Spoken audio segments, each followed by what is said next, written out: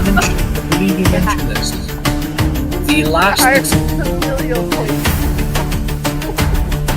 last executions in the UK took place on the 13th of August 1964.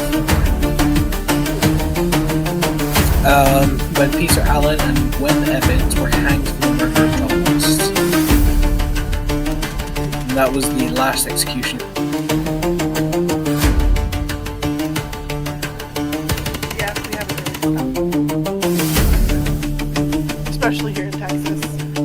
There's been a lot of states that have, but Texas. No, the UK banned the death penalty, so...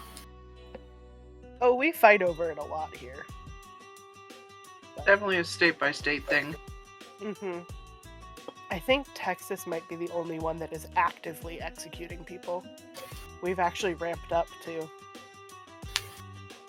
Very Texas. Yep, we got 2 scheduled in the next 2 months too.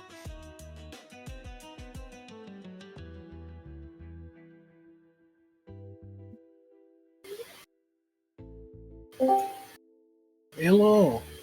Hello. Greetings and salutations. How we doing, folks? Doing good. Hang in there. Right. An imposter? Yeah. Yeah. Das ist nicht. We embrace all things, my dear Sam. I'm not judging, I'm just saying. Oh, thank you all for your patience. I am arriving a little later than I would have liked, but technical difficulties and madness all around. And here we are. Oh, as we play for time for the others to join us, as is my wont, as is my usual manner in doing such things, are there any questions, suggestions, hypotheses, or corners we need to round off? Do I need to see a sheet? Or am I just kind of playing off the cuff? You're playing off the cuff. I'll get things to you very, very short. All right.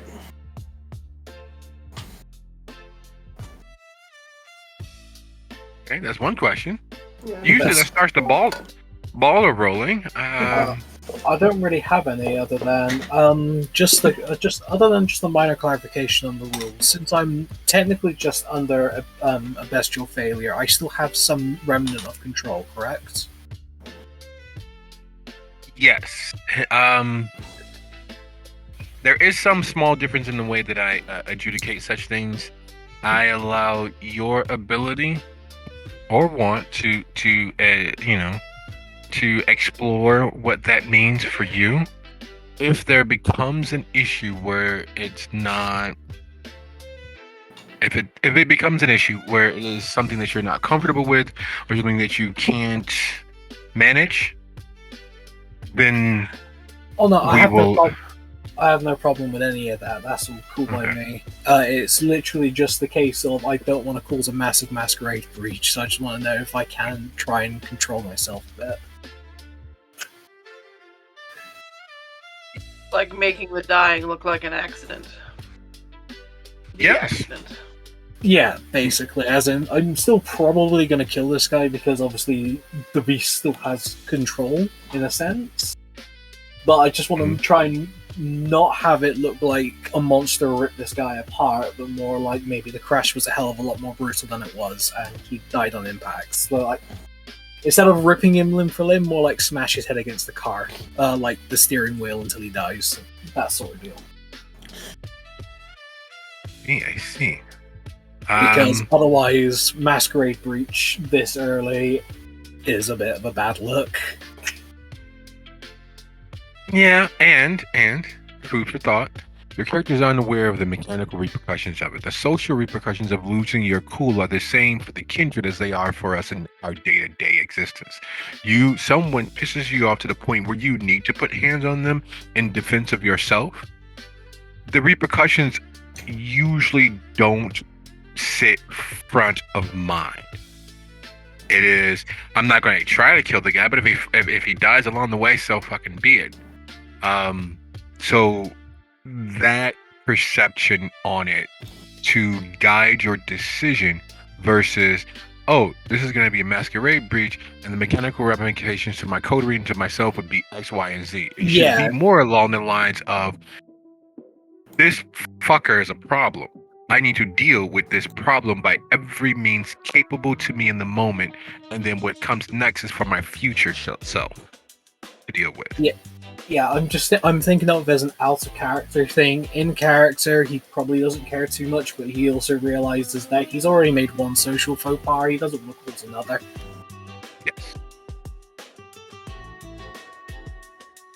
Yes. Yeah, if you wish to know, the new person playing Elias, I got a bestial failure. Some guy saw me and he's crashed his truck, and I'm currently tearing ass after the truck to go kill the guy who saw me.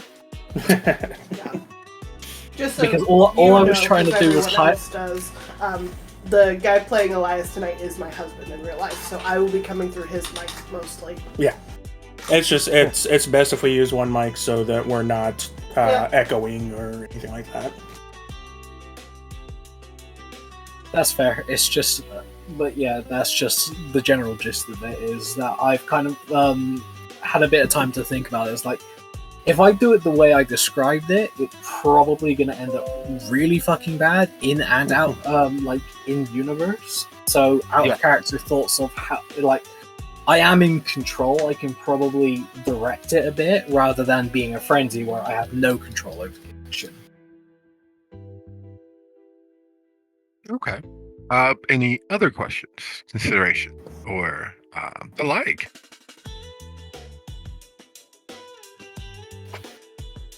I have none. Excellent. Just to get a sense of where I am right now, from what I understand, will be updated. Oh, okay. As part of the scene setting. Right now, we're playing off our time to gather ourselves and get situated in the methodology and mindset of these monsters of our hearts. So yeah.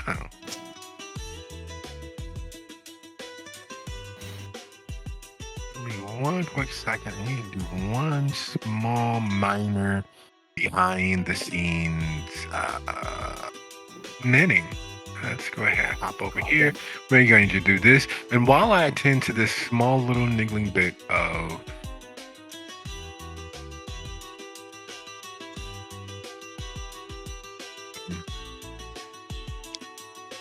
does anyone else have a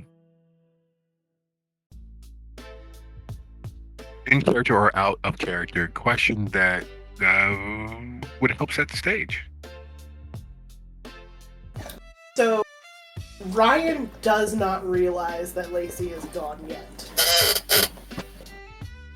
She's just talking to people, mingling, thinking through business ventures, enjoying the party after having had her first glass of liquor in 17 years. Yeah. Yes. This should be interesting.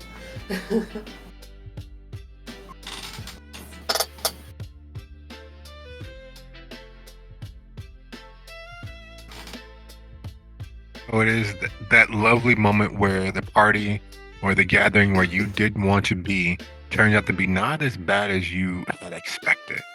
And before you know it, there is a disturbance in the force when you realize, oh wait, I'm not supposed to be having fun right now. There was something else going on right now. What? It's that situation for Ryan. Okay.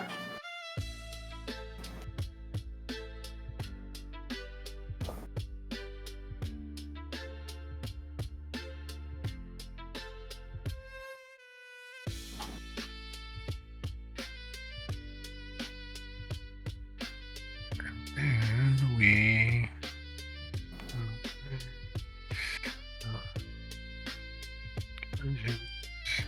and the wait do that.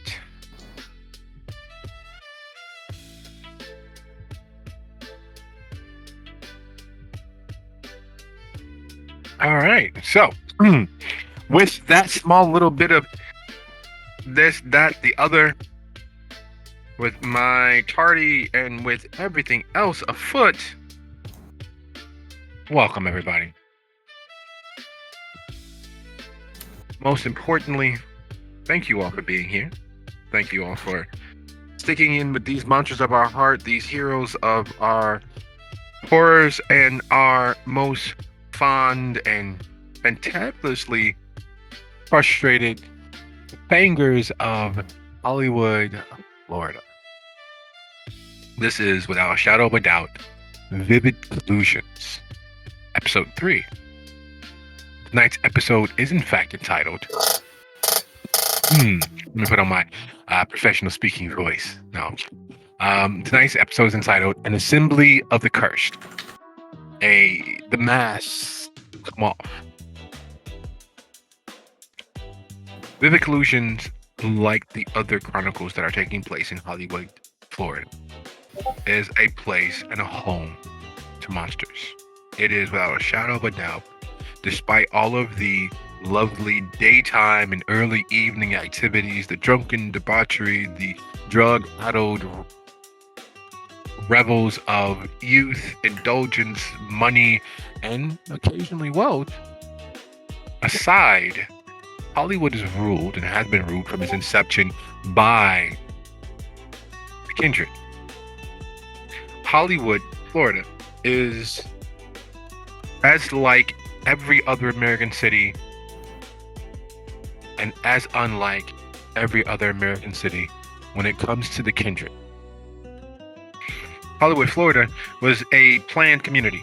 It was here before they were humans. It was plotted out, its course, its place in the world before there were mortals abiding. That speaks to the hands of authority and the supernatural monsters that were looking forward into their posterity, into their future, into their ever constant, their never-ending nights. And every person, man, woman, child, and the pets that they accumulate are subject to that without ever knowing any the wiser. This is the world that we dive into. This is the place where we settle in. The sun set long enough ago that it is not even a distant memory.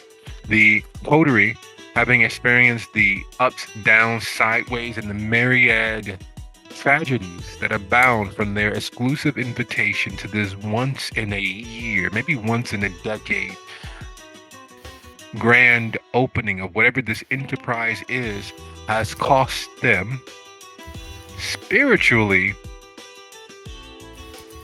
everything. Physically, it has cost them the newest, youngest, most recently embraced member of their coterie. And much like in the real world, while no one has addressed it, but much like in the real world, when a person dies, the police, the authorities always look to those closest to them first and foremost. Even with standing enemies, even with persons who've gone online and bashed their name and wish death upon them, the first persons they look at, the first persons that they do everything they can to either establish or remove consideration are those closest to the decedent. And in this case, each and every last one of you are known closest associates to the decedent.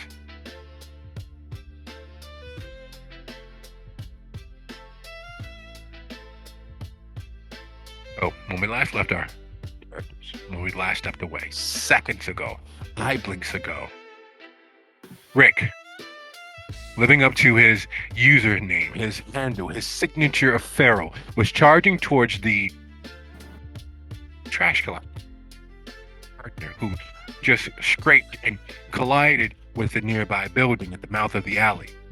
In his shadow was Elias, whose phone is pressed to his ear as he begins to, hey, why is he running? Oh, wait, we're fucking running, and chases after Pharaoh. And in their shadow, pursuing with all the speed of a nightmare and all the grace of an earthbound angel is Samaya. While several multiples of 10 and more feet away inside the building, inside the party,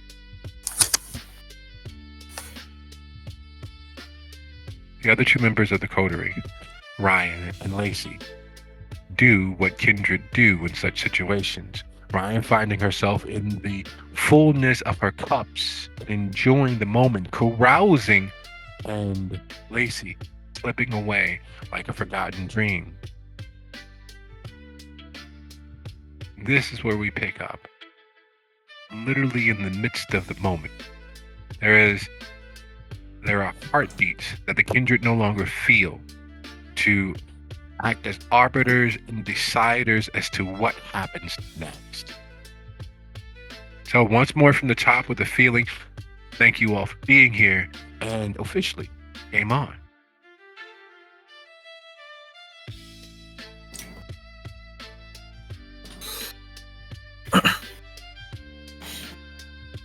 So, has the truck crashed yet?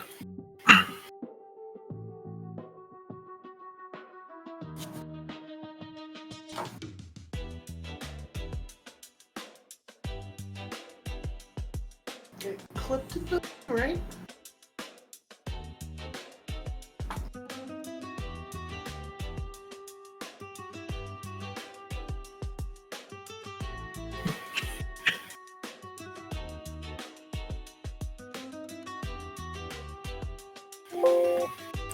There we go. Sorry, I just had to turn it on a bit. The truck is crashed, correct? So I'm Yes, like, yes, full- it's scraped against the building. cool. Yes. If it comes to a stop, Rick is basically going to be pulling up right. He's not too far behind. Well, he would be, depending on how far down the road it would be. So he's in a full dead sprint. He's got his hood up. He's probably tightened the drawstrings quite a lot as well because he's already been seen once. He's not being seen again, and he's going to make sure that this guy definitely won't see anything ever again. If the way he's going to do it when he catches up to the truck,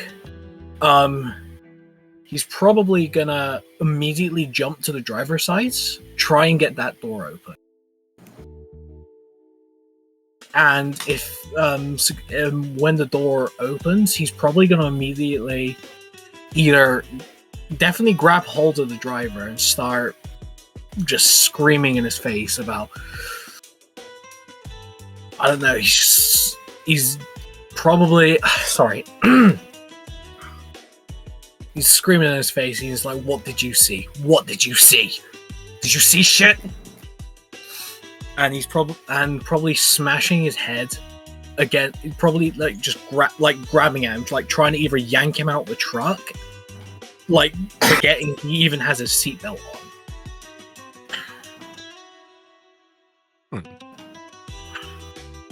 That is a very sound strategy. We will have to decide and see which fate determines. While that is in the offing, while that is in the attempt, as Pharaoh is going feral, but with a civilized veneer, what are Elias and Samaya doing? Maya's gonna head for the passenger side door and without any hesitation, yanking it open to dispose of the passenger, the second rider. She's not particularly strong and she needs the blood. She is going to take what she needs and finish him in the same go.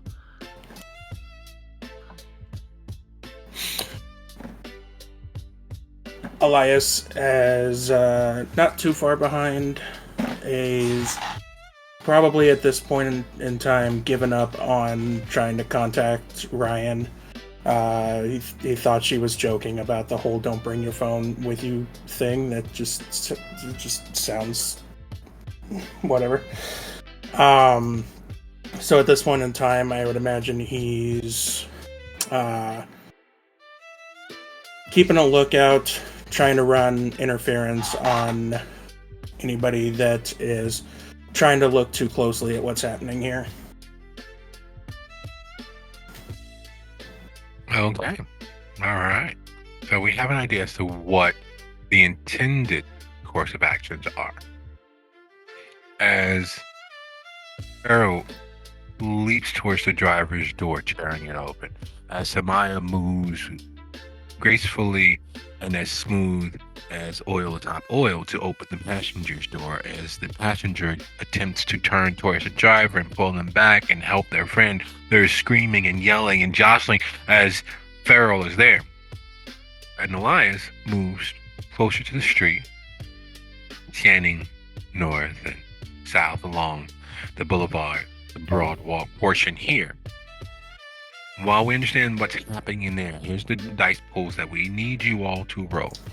First things first, Farrell leading the way, would you be so kind as to go ahead and roll your strength plus intimidation?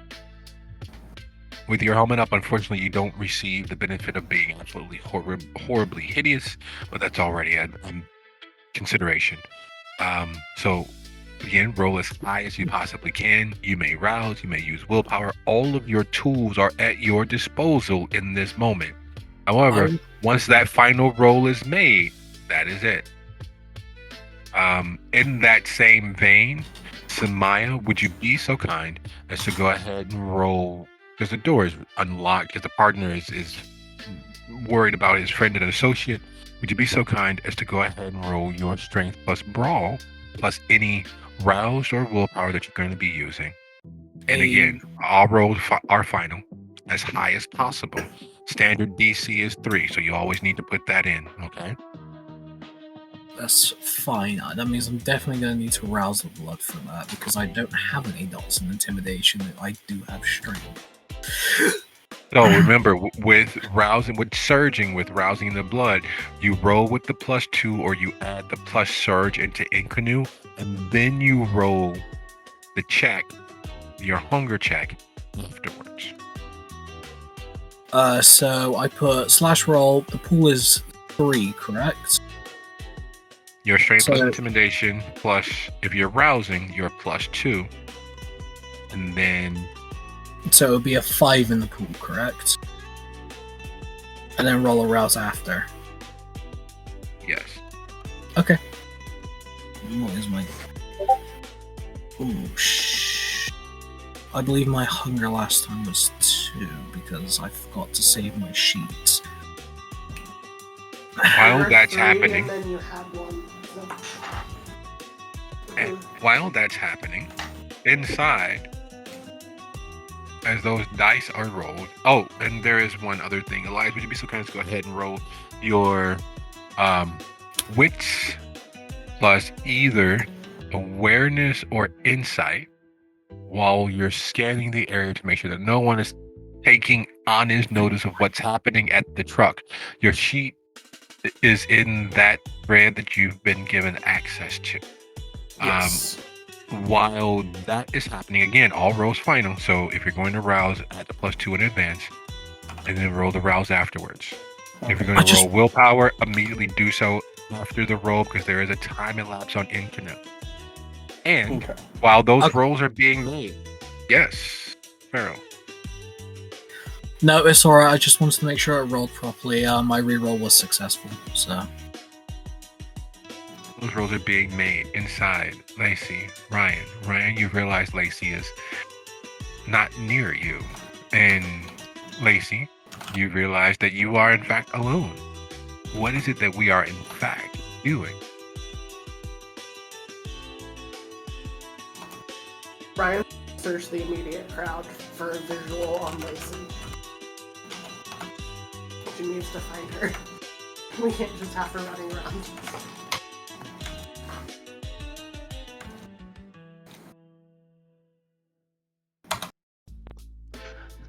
Lacey's plan was to go out the door that everybody else went out, because that's her easiest way to find her friends. And that plan hasn't particularly changed. She might have disappeared from view and she's walking down that hallway, but she doesn't know whether the security guard is still there or not. I know we were trying to wait him out, but if it's easier for her to just become invisible, she'll do that. Okay. So Incarno is not letting me do a rouse check because I don't have a character sheet. What's the general rule? It's 2 dice, yeah. Your rouse just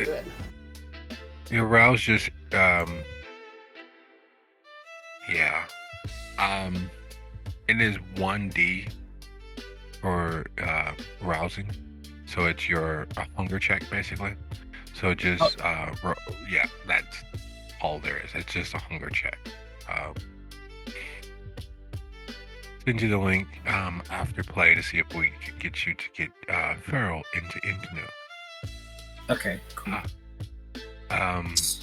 So would you like me to roll one dice? Yes. Okay. So pull 1. Should I just do Hunger 0 and difficulty of 1? Yeah.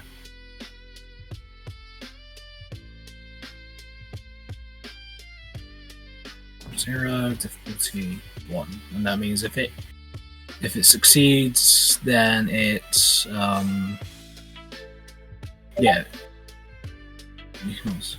slash. Oh, that is very true. I forgot about you've also got that. So slash.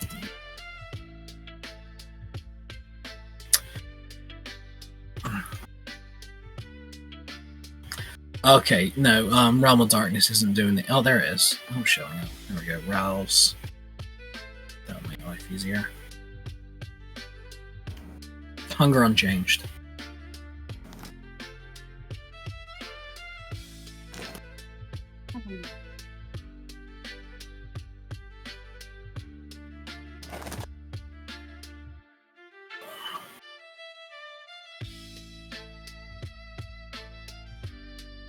I don't know why that delete.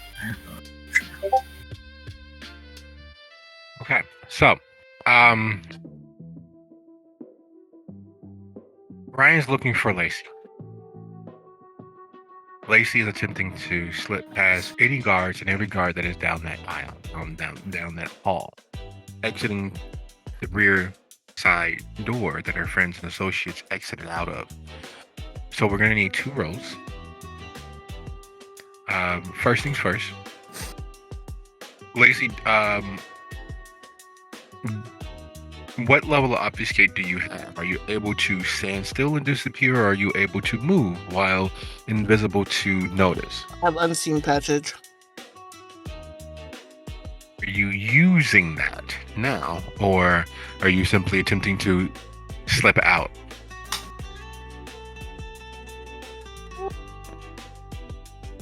No, I'm just gonna slip out. But she also has this is the shadows one. Cloak of Shadows. Cloak of Shadows. You can't move using it. Yeah, so it's probably unseen passage. Don't worry about the mechanical assistance. If we're going to address any rules questions, go ahead and slip those into DM. We don't need it verbally. Oh, sorry. Thank you for the assistance. As you're attempting to simply slip out, it is a waiting game and it is being patient. You're not going to tap into the powers of the bees. At least that's not first and foremost in your mind. As such, would you be so kind as to go ahead and roll your stamina plus stealth. Your successes are the target number for both the security agents moving and questioning and pursuing which way to go and deciding what's the next step, as well as the DC for Ryan to spot you slipping out of the room, down the hall, and off.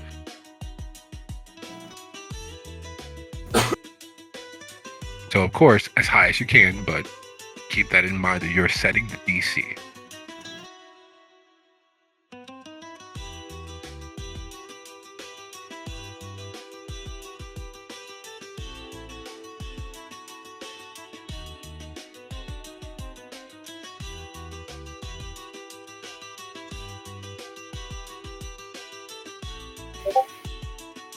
Alright, Ryan. Do you have any heightened senses or awarenesses that are active presently?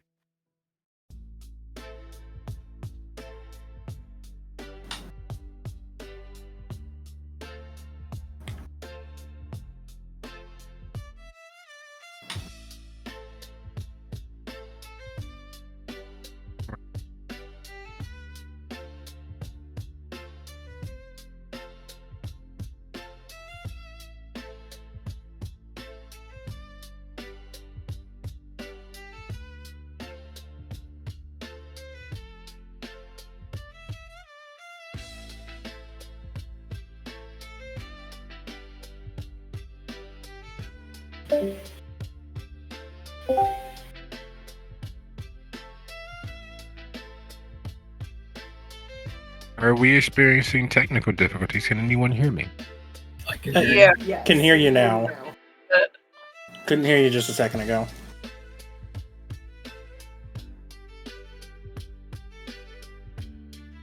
Okay, I did my roll, so it's. You did. Thank you so much.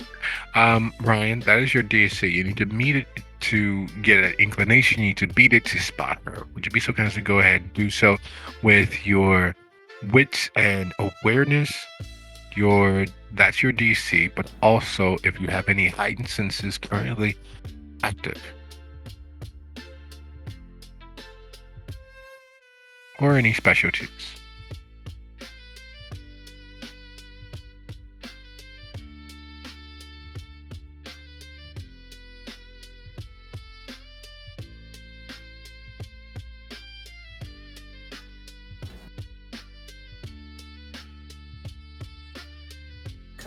Threes.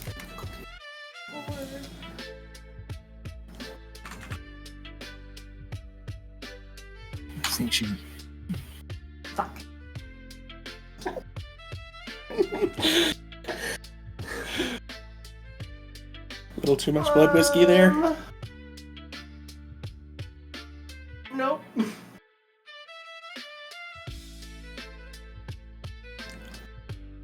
Yes. Well, fate has decided what the outcome of the inside is. We will circle back around to the results of that in a quick moment. While Lacey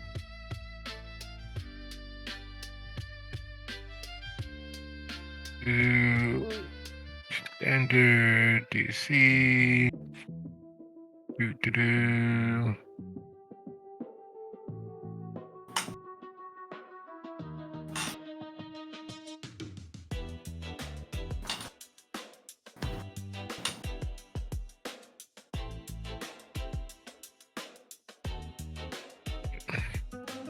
As is always the case in situations such as this, several things are happening at once.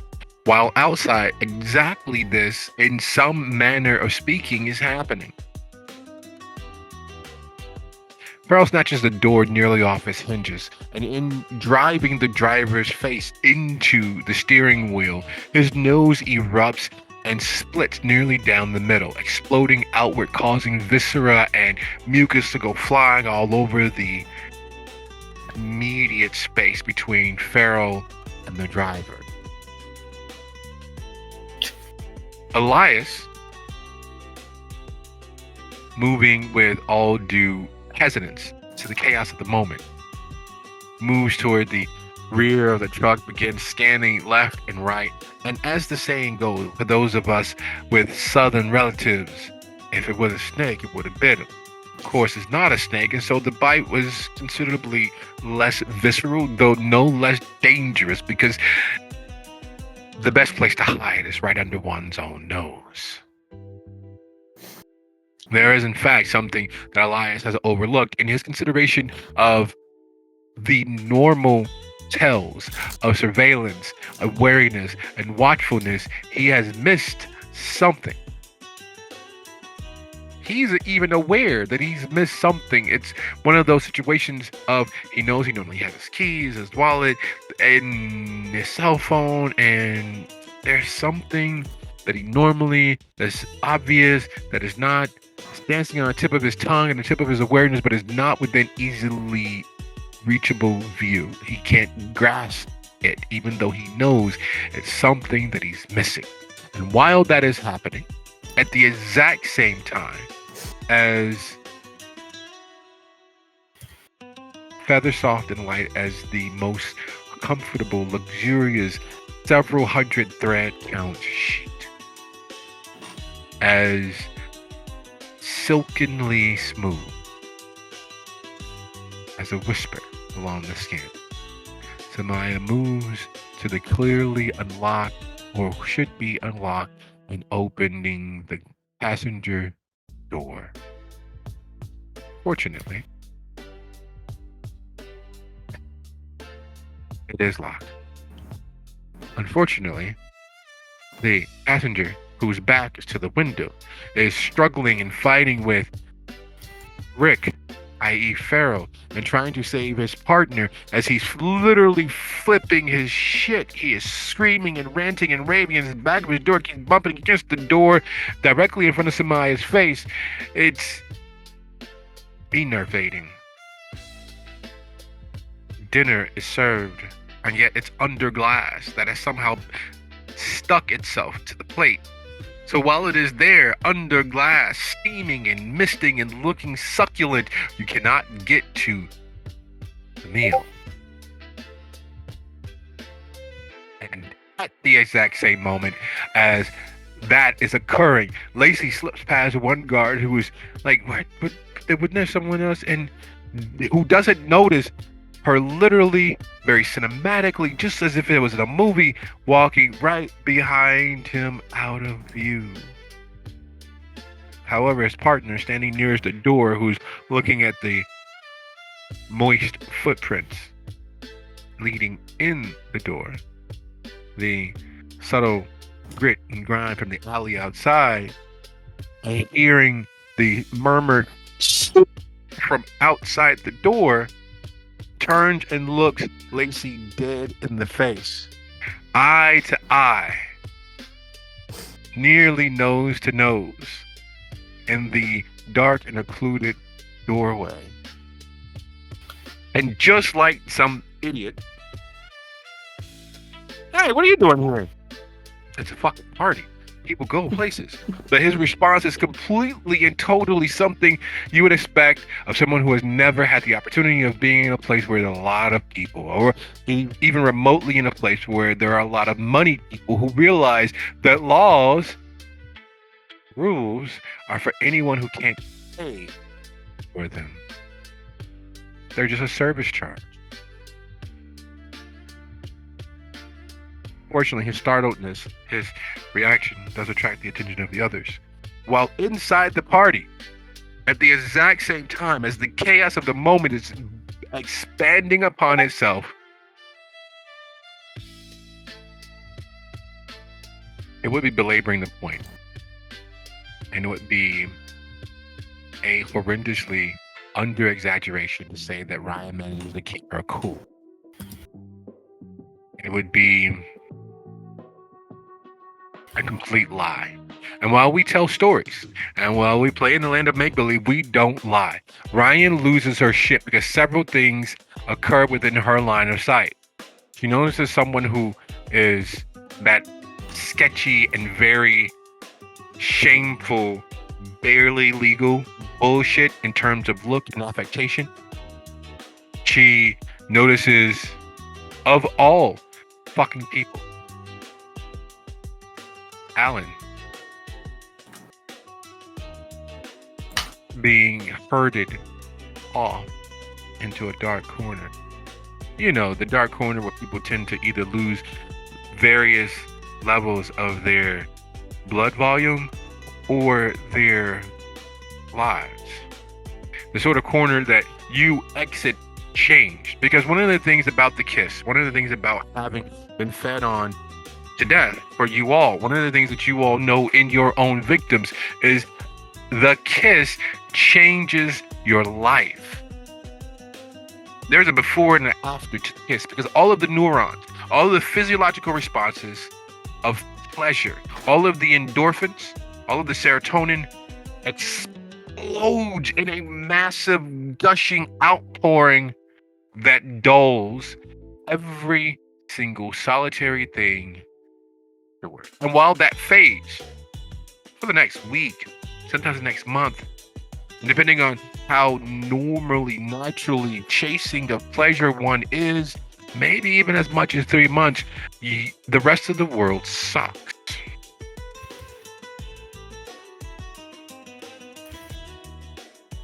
And conflated with what she sees in her eye line, what she realizes she's in this party alone, and it's been so long since she's had the opportunity of being the star of her own show that this is infuriating. She is alone. Her coterie is out there dealing with their dead member, and she's here watching these crimes against kindred, mankind, and good taste are happening in this exclusive environment.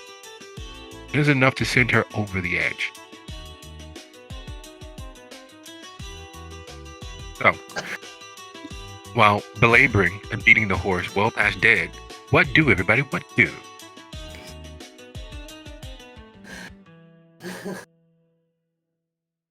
Ryan's losing her shit. She's gonna go follow Alan. What the hell is he doing here, first of all? Why do they have him? And no, he is mine. I have kept tabs on him for so long. He is mine. No one else is supposed to have contact with him. He is supposed to be my informant. And they are going to ruin everything. So she's following them. And she's pissed. Shouting after them. Hey, come back here.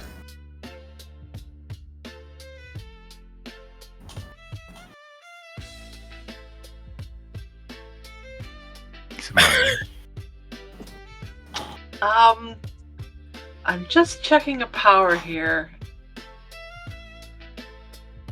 Is the let's see. I'm gonna bang on the window to see if I can get the passenger to look at me out of shock. And if I can get eye contact, I'm gonna attempt to mesmerize. Get him to open the door. Now that I'm assuming, since the object of my rage is now deceased, I would calm down a bit. No. If you're waiting for their death to calm down, no, you're not. You literally contuse, bruise, abrade, and cause massive tissue damage. They are bleeding like a fountain. They are a fondue of blood, mucus, and various other viscera from their nose, the fatty tissues and the drooping skin that's been exploded outward. They are a bloody mess. They are not dead. It's worse than a simple, neat, clean exit from this coil. Their face is ruined. It will require plastic surgery at a minimum.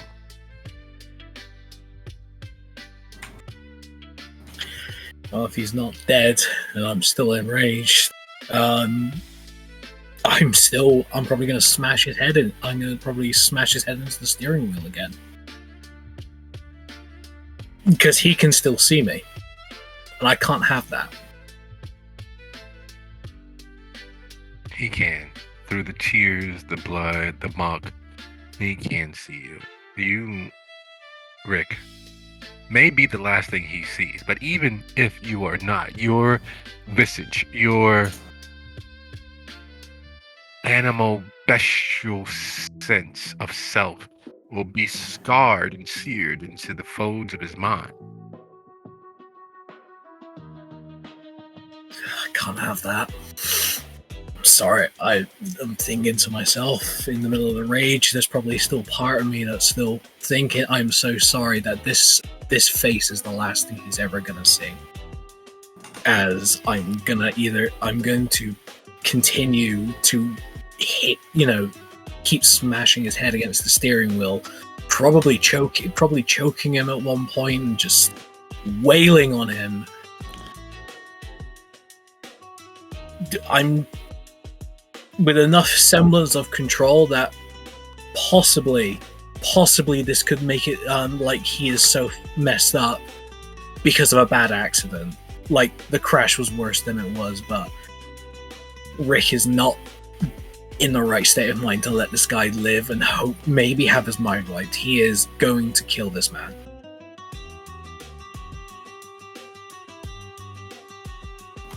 Excellent.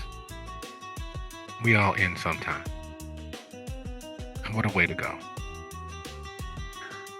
Lacey, the shocked response from the guard, the idiotic response from the guard, the overblown, clearly, if this was a movie or TV show, the overacting of this guard, it sets your teeth on edge. How do you deal with being perceived? And not even perceived positively, just perceived. And there's a unspoken "you don't belong here" in his response.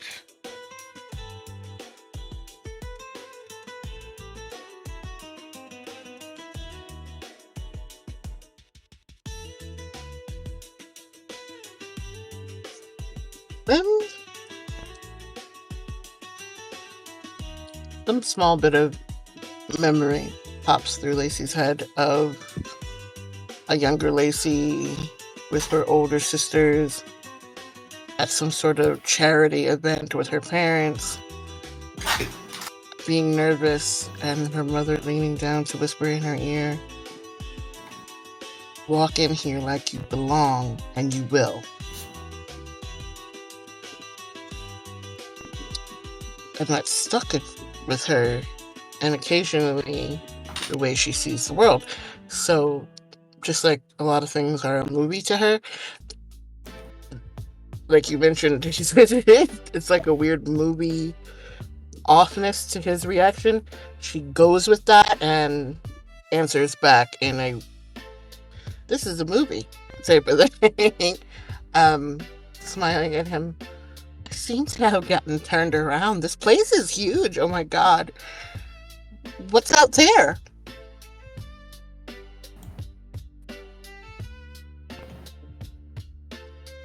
I mean, are we not allowed to go out? Excellent. And while that is in the offing, and we have an idea that Lacey is literally going to attempt to charm and pull the wool over their eyes, Elias, keys, wallet, phone, accessory to major and minor crime, felony level, clearly capital charge, because there is no way that if this goes before the Prince, the Seneschal, the Scourge, the Sheriff, there's any plausible deniability in what's happening here. Elias is pinching and leaning towards law and order. What is it that he is considering in this moment? You can hear Rick Farrell losing his absolute shit.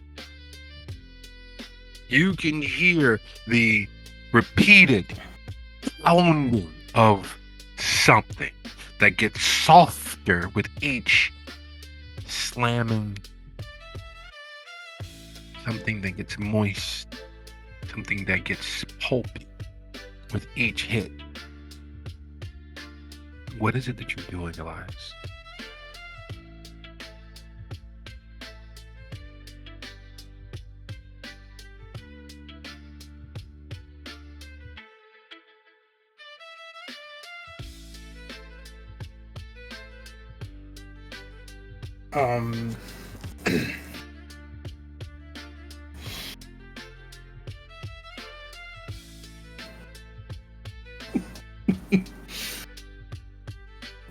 I think he's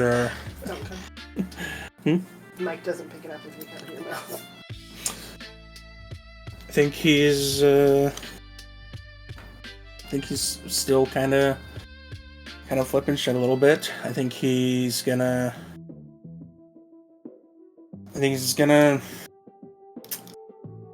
venture back to the van and think he's gonna see what's happening, and I don't know, just look for some some way to maybe not unfuck this situation, but slightly less fucking. And what would that be in this situation? How could you perhaps unfuck the fuckery? Contain it. Make sure it doesn't leave this space. Or would you, as a former cop, as a law and order kindred of the world, specifically Hollywood as the entirety of your world, how would you make sure it doesn't leave the situation? How is it that what pops into Elias's mind in this situation? How would you unfuck it? How would you make sure that this scene is dead here?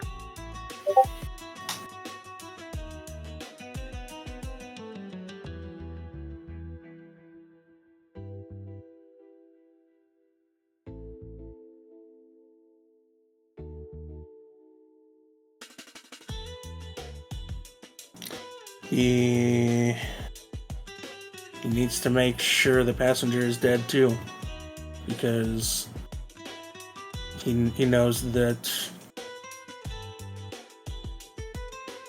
if he's left alive, he'll talk.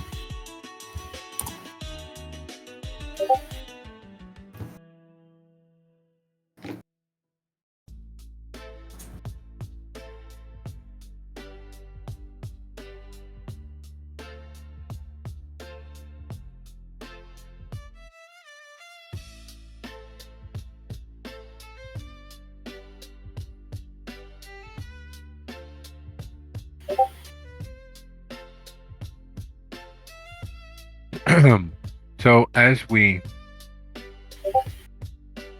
prepare, it's the trouble is that it's intention, and that's the trouble with everything, because it's the most difficult thing to even remotely prove in a court of law, at least. Intent. And this situation is clear. Elias is battling with himself because there is a clear hesitance to do what he knows needs to be done. And what he knows needs to be done is that this scene must end. And there's no way going to end even remotely cleanly. Because to make it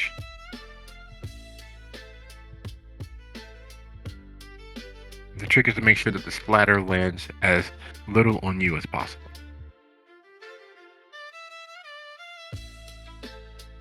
So, intention to end another being and what that entails. Would you be so kind as to go ahead and roll your resolve plus politics?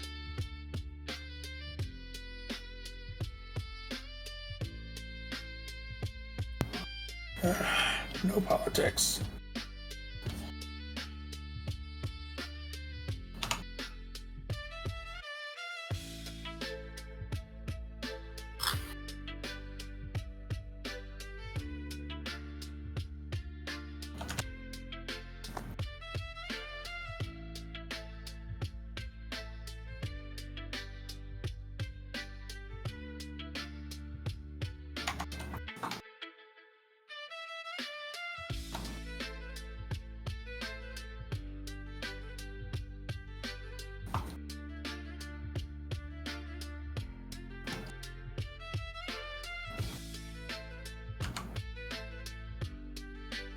Surge is okay here. Mm-hmm. Your choice. Oh, ho, ho, ho. Look at it.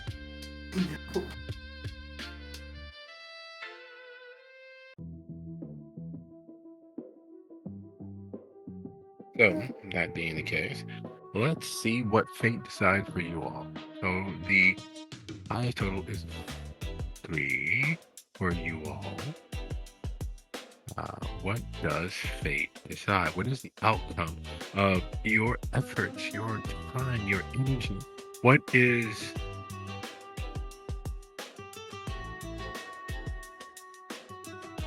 arbitration, kismet, serendipity, fate herself?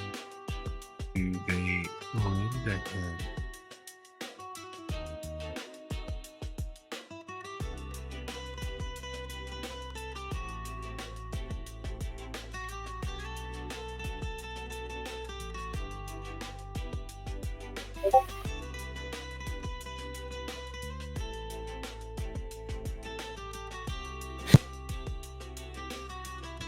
Oh no, that is not fortunate.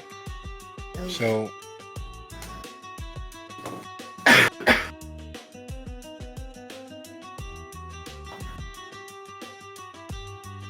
the world turns, the night continues on. One thing leads to the next, as these situations always do.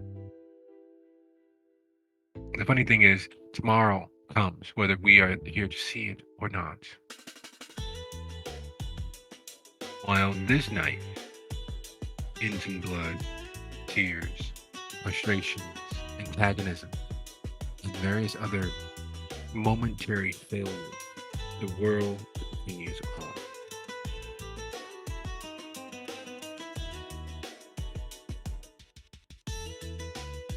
Forces aligned against you all, temporarily, socially, mentally, conspire to assure that you taste the curdled milk of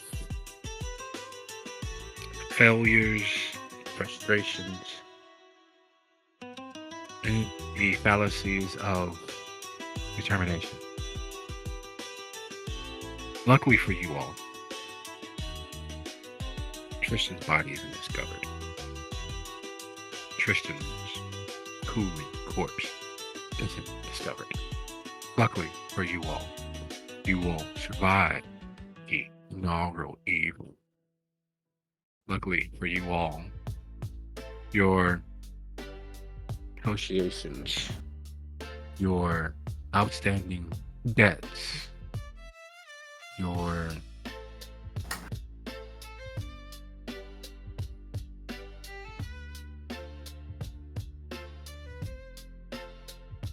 working together so disparately pays dividends, as while not invited purposefully as a slight,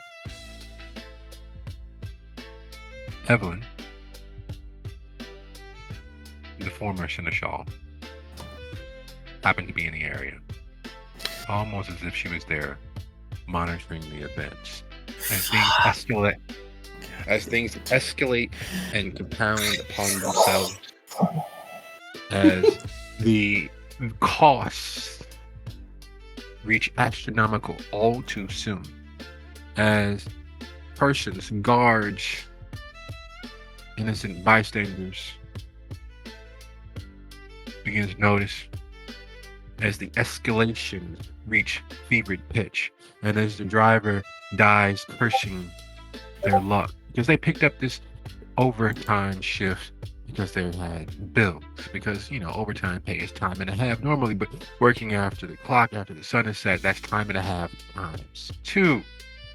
The pay that they were going to receive and take home to their family was astronomically important to them. So they volunteered to be here tonight doing this, and what they're doing is dying. Their partner, the laborer, in a similar situation, Because no one works because they want to. Everyone works because they need to provide for themselves and their loved ones. Or their loved ones in some cases. Evelyn extricates you all. She manages to distract the guard long enough to get Lacey to move with her. Her reputation for being a businesswoman of repute walks into a room before she does. So the whispers start right away as Ryan gets into the corner, and the people who are all but kidnapping her associate, the people who are all but preparing to sink Fang into that warm, deliciously healthy, vibrant lifeblood of Alan, catch the whispers. They turn to fight socially with Ryan. They turn to make a scene out of it and make her seem like the mad, crazy person who's just ruining other people's fun. And as this is compounding, Miss Lazarus and Lacey are there, extricating Ryan and Alan. While that is happening inside, Miss Evelyn's associates, or allies and contacts, or retainers, are tending to the mess outside. They're extricating Elias and Rick. The blood-stained fuckery of the moment and making it, well, some things can't be whispered away, but they can be covered with enough shit that people don't want to go near it. And that's what they said about it. All of that to say, it was last night. All of that to say, that was last night. For you all, which exists here as kindred, it's the same night. It's forever the same night. It's an eye blink and it's another day has passed, though you don't get the benefit of seeing it. That was last night. You all returned to your havens with the express order and condition to meet Evelyn tonight. Now, even. There are matters of debt and things that need to be resolved, because that was life-changing, literally and figuratively.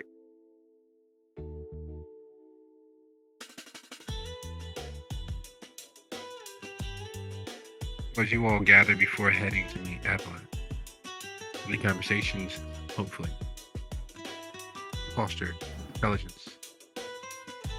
Intelligence being the sharing of intelligence, not intelligence in terms of IQ. But hopefully, there's some exchange, some information that you all have based on your experiences from last night and the gathering there, and what that place was, and what it means for the kindred of Hollywood when the exclusive grand opening of whatever that was.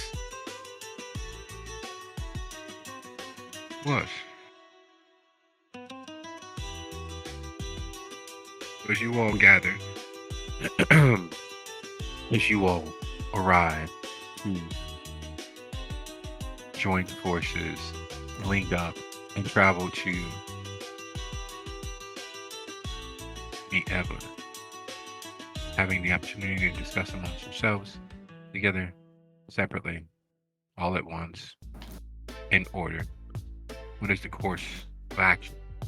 What are you all going to do in the repercussion and the shadow of what lay ahead of you?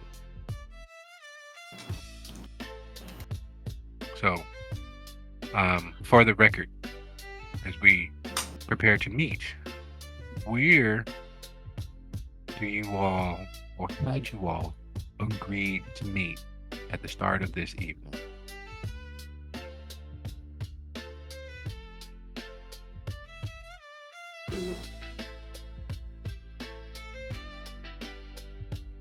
How about at the park that's nearest where the party ended up being?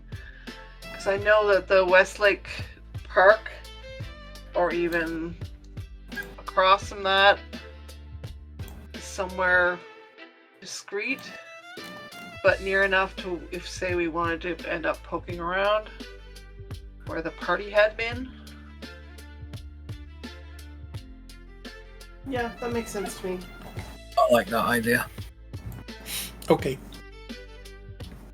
And would there be enough time ahead of this meet to hunt? Because Sumaya is starving. Yes, there is. And Maya, would you like to tap into your other resources, or would you like to engage in the hunt itself? I will think I'm gonna end up killing someone basically, so I think I'm gonna have to do the hunt myself in such a way as I can remove the presence of the body.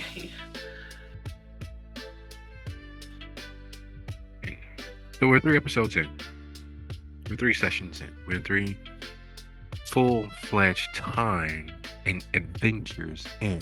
And already the body toll, the death toll, is matching our episode number. Keep that in mind.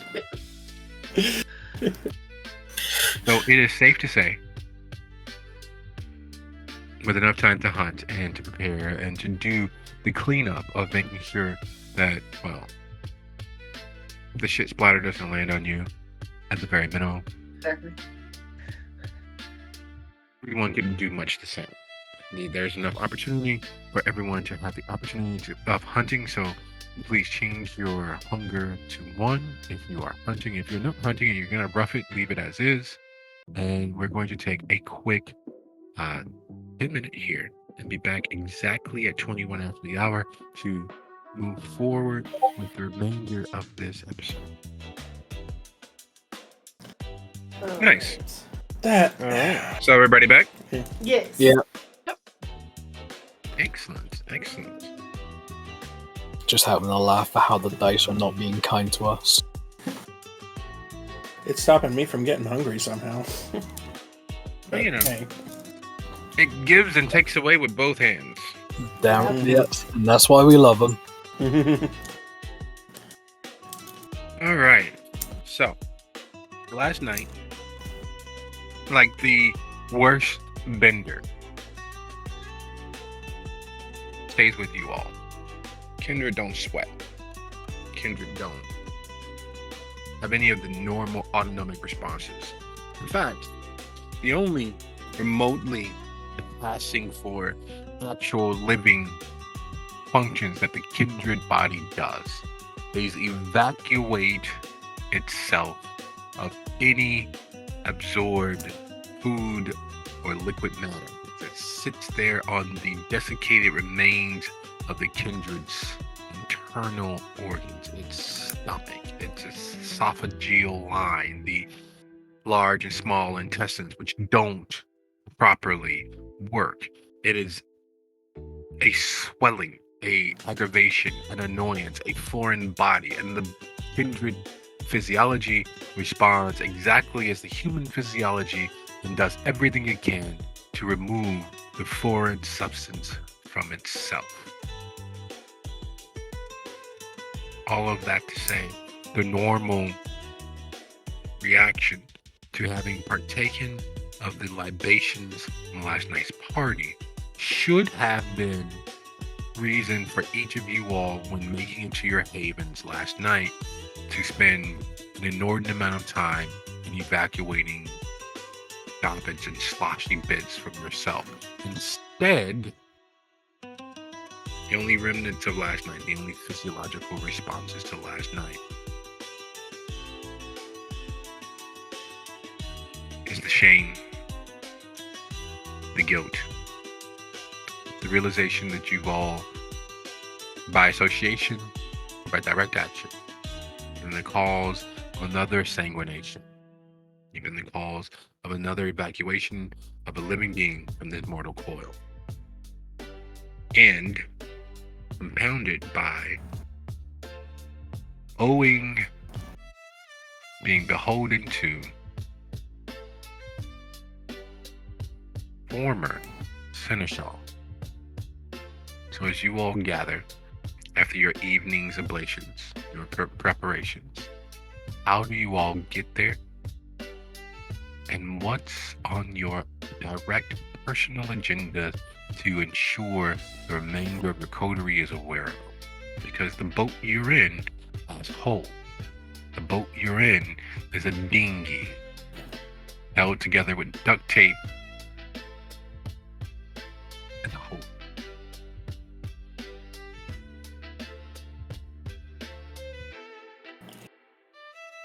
It's fairly close to my own haven. I'm likely going to walk it after my hunt and be there early if possible.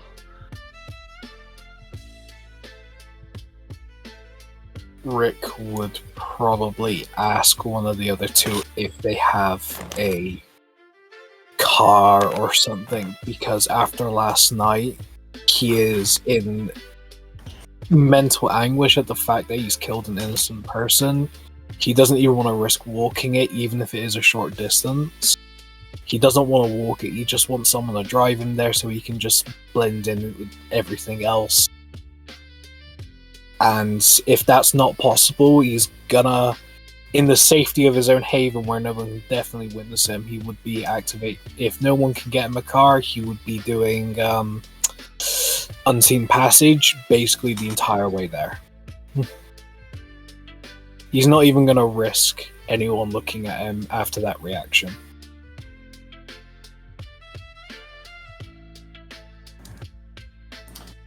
Ryan would call Elias to come pick her up and insist that they pick up Farrell on the way. She has a box in the back seat for him, so when they come pick him up, you're going to change. I have brought you clothes. You're not going out inside in that again because you were almost seen and you embarrassed all of us. No, I was seen, and now a man is dead. And now you need to change your clothes. We're gonna go meet with somebody who's actually very important. We need to make a good impression. And you kind of stink. Wearing the same clothes for 3 years will do that to you. Well, I said I'd fix it, so we're fixing it now. There's jeans, a t-shirt, a nice hoodie, and a fresh balaclava, as well as a face cage, so we can hide all of that shape. Yeah, rub it in, why don't you? I'm He'll trying to be helpful.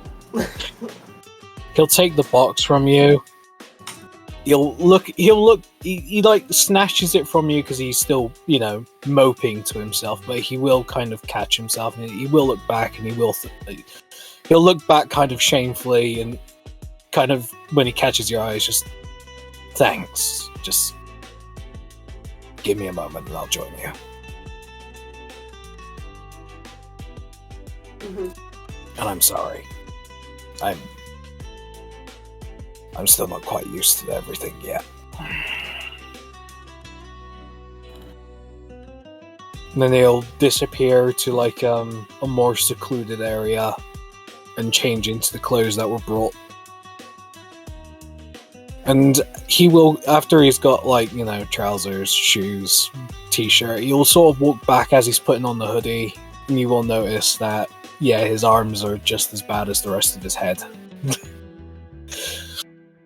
As he slides the hoodie back on, puts on the balaclava, and he even, maybe catching his eye is sort of like he's cheered up, maybe a little bit, just like the feeling of fresh clothes again. Mm-hmm. And you'll walk over, it's just, I'm ready when you are. Let's just get this over with. Meanwhile, Elias is in the driver's seat this whole time, not saying a word, but with a very distinct look on his face that he's just... I know it. He's just over all of it already. Sorry for shoving you like that. I don't know what came over me.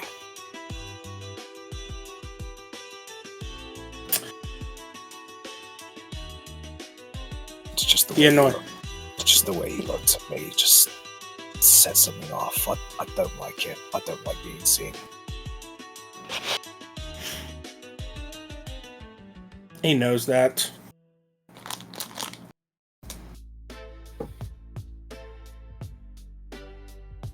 He's just, I think what's going through his head most is he's seen this behavior from Ryan before, And the car's starting to get a little crowded. Boys, you can have your little romance session later. We have places to be. Do either of you even know what to expect? No. Other than a bollocking. Well, if this is anything like going to talk to the captain, we'll probably be listening to shouting for a while. I'm sure Samaya will have some idea. Let's go. Yeah, let's just get this over with.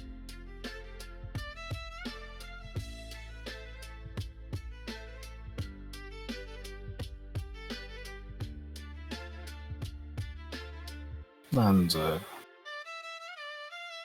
it'll just Away we go. We'll just get in the car silently and just kind of huddle in the seat maybe, and just kind of try not to be even if the window, face away from the window, he's trying desperately not look out the window, just make sure nobody even risks sees his face. Even with the mask up and hood, he's still not comfortable because of how he reacted last night. So we don't have to talk much. I'll flip on the radio. REM is singing "It's the End of the World as We Know It." To the park. Say what? Just kind of awkward silence our way to the park. Yeah. Listening to the radio, REM is playing "It's the End of the World as We Know It."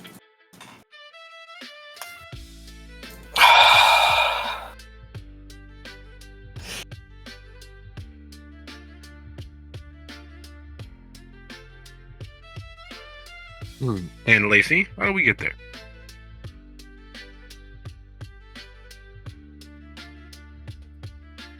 Lacey's pretty good with public transportation, so she will have stopped home, quote unquote home, and checked in and then gotten on like a bus or I don't think there's trains in Miami, is it?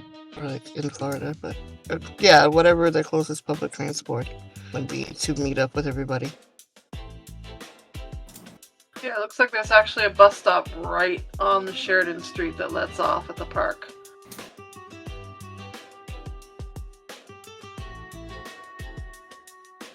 So, a distance for Ryan of just under 7 miles turns into one of nearly 20. Wood isn't as congested in places such as Los Angeles, San Francisco, hell, not even as congested as the Strip in Las Vegas. But the difference between almost 7 and 20 is extraordinary. Modern America was built around the notion of being a car-centric place to begin with, which unfortunately for places such as Hollywood, Miami, Fort Lauderdale, Orlando, Cocoa Beach, and the like, in Florida, that literally means everybody and their mother has at least 2 cars, sometimes 3. In the cases of the wealthy, minimum 4. All of that to say the congestion is ridiculous.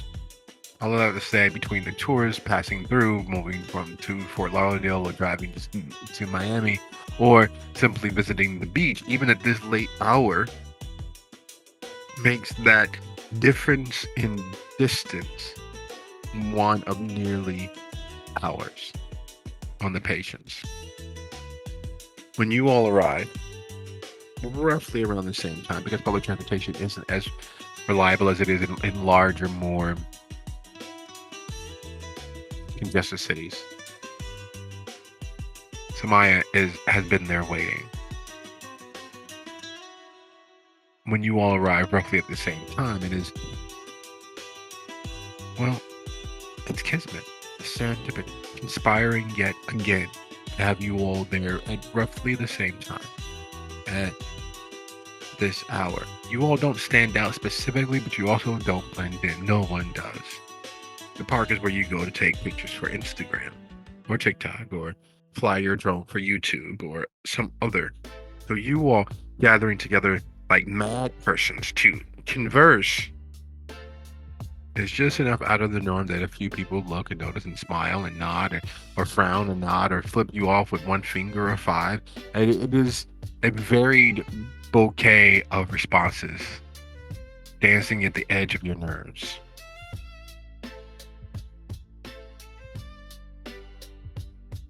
So Maya, you're going to describe the location you've all chosen to meet.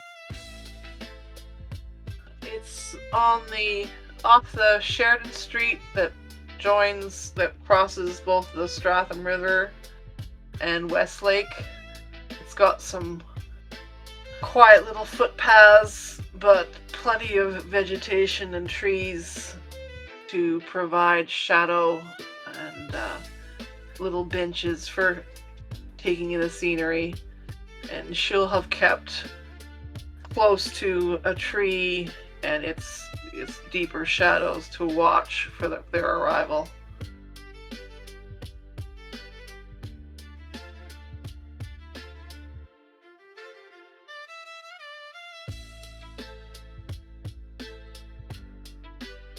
So as you guys arrive, last night, it was a night. It was a night. It was a hell of that was bad. Yeah. Yeah, and we're walking into a debt. A large one. So, Fantastic. we need to be agreed on what we do and don't say. So what happened outside? Lacey, you were the first one out there, weren't you? Did you see anything? Anyone?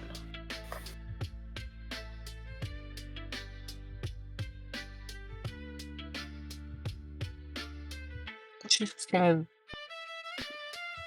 thinks for a minute, trying to order the order of things in her head.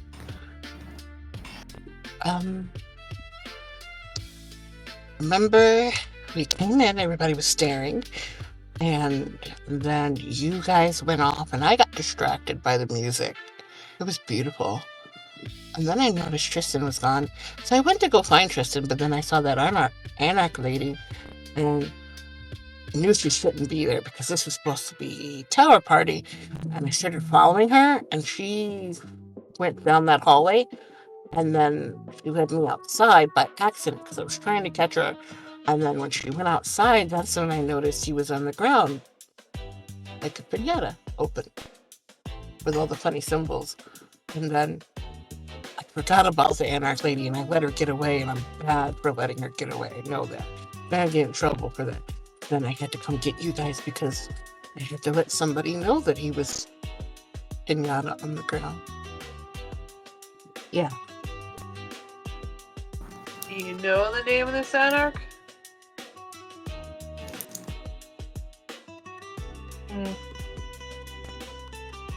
I'm not sure. Nez? Nez. Nez. Yeah. Hi, Nez.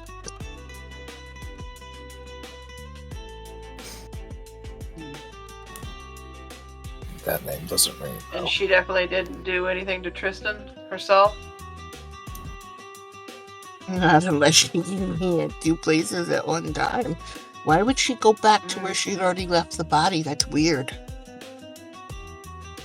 Well, a lot of weird things were happening last night. Did she seem at all surprised as you were to see Tristan on the ground?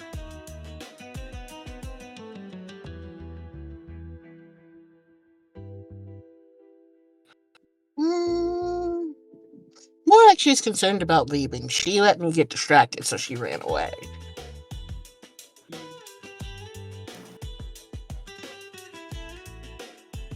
Well, if we're stuck, we can try pinning it to her. I don't think we should speak of Tristan being dead until we're forced to. I don't think she knows him well enough to have been worried about him. But then that's weird, because why would anybody who sees somebody dead on the ground not stop and want to chat? But no, she was more concerned about leaving. She's some Met her anarch before. fraud who doesn't give a damn about tower deaths. Maybe? I don't know. Well, the whole party stinks. I mean, to pack that many people into this place, something was bound to happen, even if it wasn't us. That's just the way the setup looked like. Not forget, security was weird. Yeah, very weird. Security. I Ow. was looking in their eyes, and there was something there that shouldn't be there, and it made me chilled. I don't like it.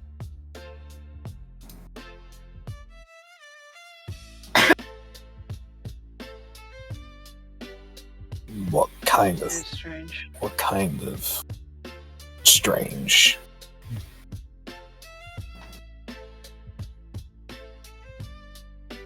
Like drugs or somebody else in their mind? That second one. Kind of dark shadow sliding behind the eyes. Like he knew, but he didn't know, and he shouldn't know because I was in his head and was making things go away so that he didn't remember that we were there. But at the same time, it felt like a game. Like whatever was there was going to let it happen because he wanted to see what was going to happen. This keeps getting more complicated. Yeah. Huh. Things Feels- felt Look, I very think until bizarre. someone tries to point out that he's missing or say find him, we just say that we don't know where he is. Don't know where he went. You know, my contact was there last night, and I don't know if he knows anybody in the security office, but that back door was monitored.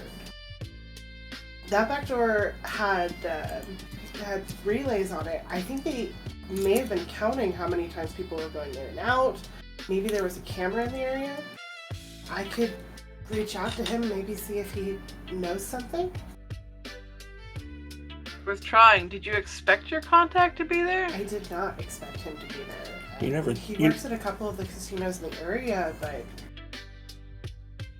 You never he was told the last person I was expecting to see there. you never told me Alan was there. Oh, yeah. Someone was trying to eat him. What the But in the middle of the party? there were some other people there that I don't think should have been there. Questionable donors and the like. But everyone has their own taste, it seems. And neither of you, while you were still inside, had a chance to find out who was behind. That damn 15 minutes. We don't know who's running it. Oh, I got caught up talking to a couple of local artists. Really interesting venture. If you have any people who might be interested in art still, they use the most unique products in order to create their pigments, and I'm sure there's a market out there somewhere for it. Especially Ryan, we're looking at some pretty large debts hanging overhead. I can't say I care much about art right now. it's an option for revenue. I thought that was something you'd be interested in, but of course, fine. Let's table that for later. Thank you, though.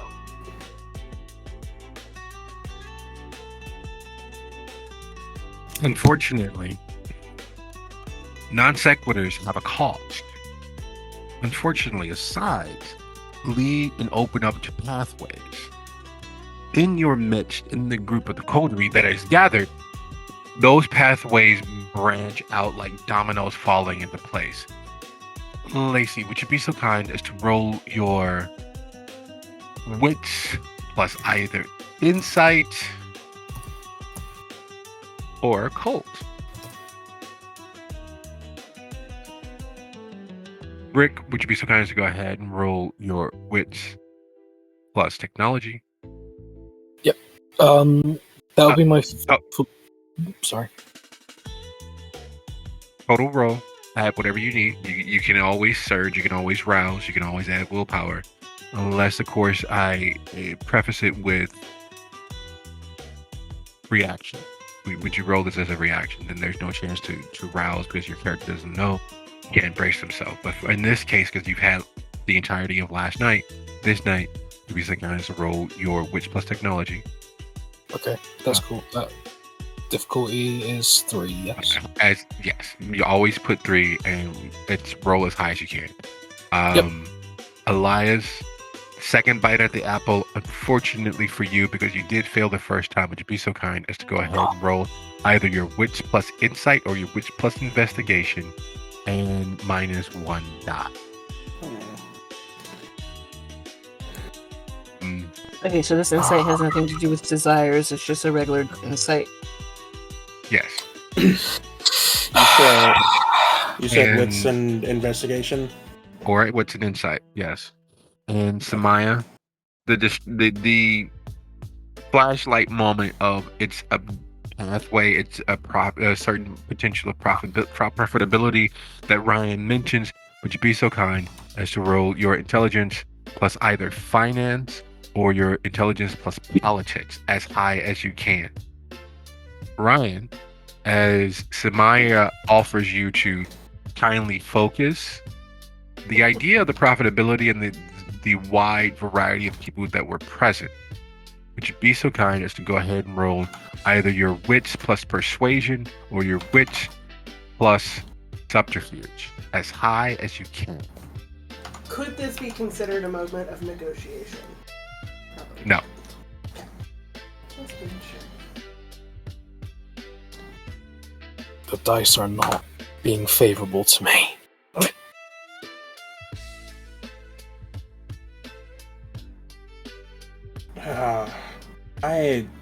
I don't seem to have access to willpower, so my rerolls are not happening.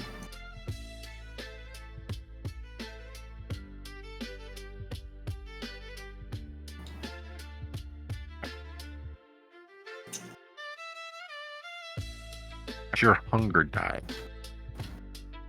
as that would be the arbiter of why there is no willpower.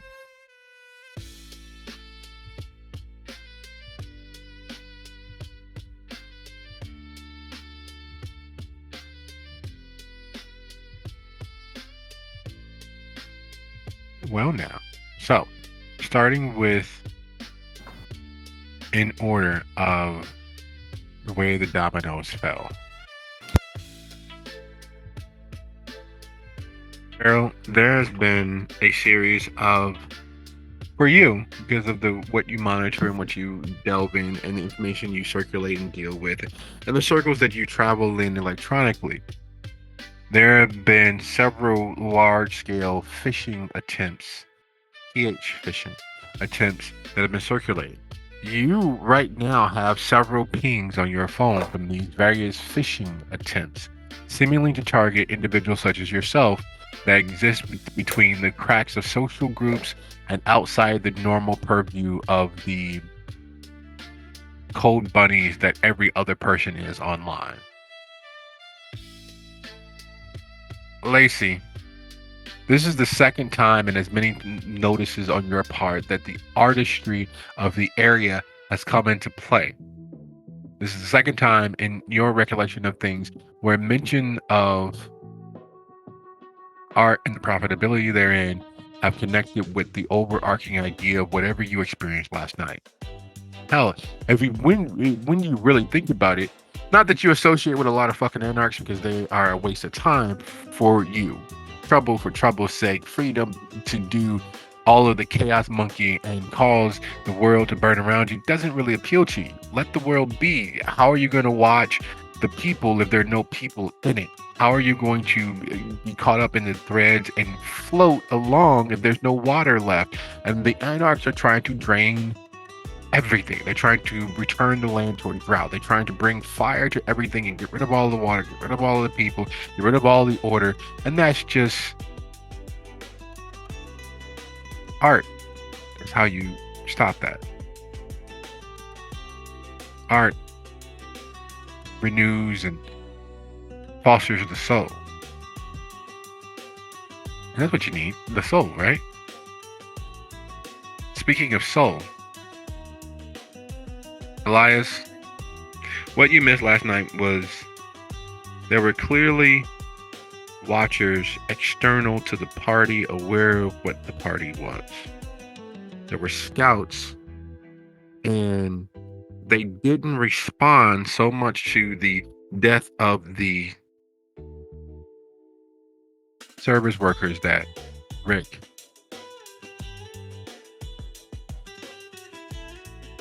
were killing,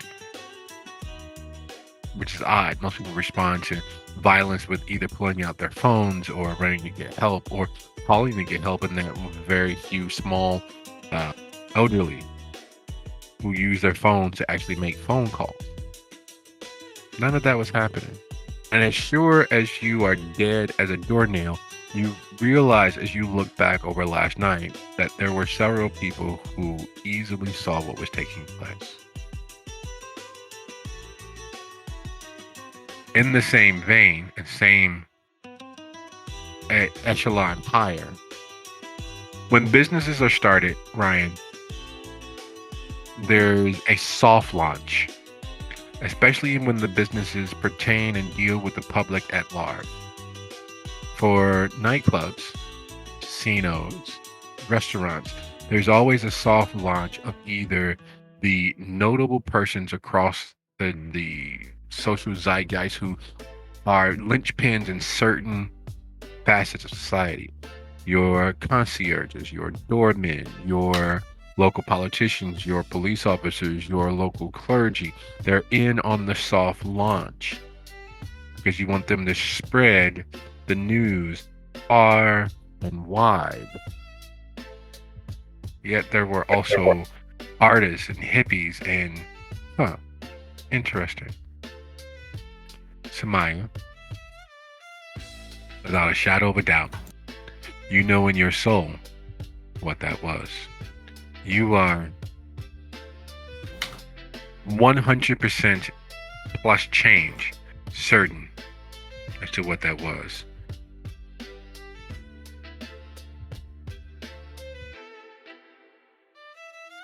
It's troubling to your soul.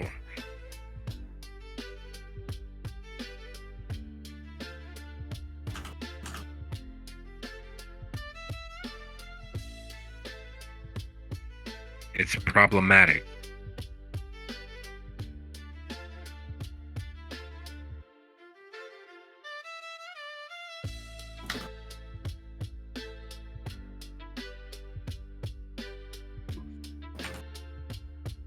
This is not good news.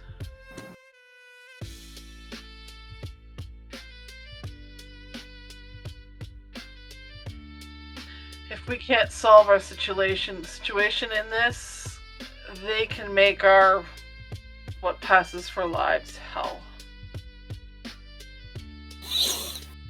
It is a soft launch of a juice shop. A what shop? Where you can feed part of the blood trade.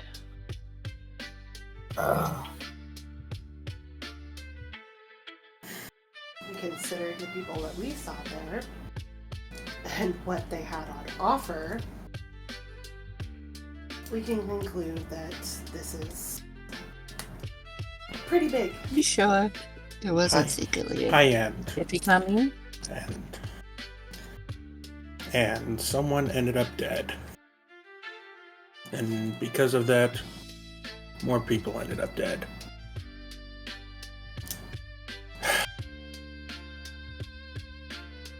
Who was this anarch? Why This is is- it here?